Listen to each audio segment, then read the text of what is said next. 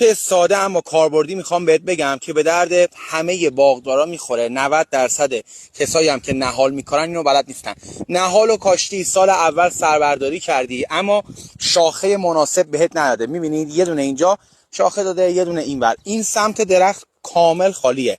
نهالتون اینجوری یه طرفه میشه و ممکنه به خاطر سنگینی حتی بشکنه. چی کار کنیم که این طرف ما بیایم به قول معروف بیایم شاخه بگیریم؟ میایم از تکنیک نیم حلقه زنی یا زخم زنی یا به اسم معروفش ناچینگ استفاده میکنیم. میایم اون سمتی که میخوایم شاخه بگیریم بالای یک جوونه، همونجوری که توی تصویر مشخصه، با حالا چاقو یا هر ادواتی که داریم یه نیم حلقه بالای جوونه زخم میزنیم. خب فقط یادتون باشه دور تا دور نچرخید و اگه دور تا دور بچرخید کلا شاخه خشک میشه. یه کوچولو بالای جوونه زخم بزنید. این جوونه بهار فعال میشه. بهترین تایمش هم 2 تا 4 هفته قبل از باز شدن جوونه هاست.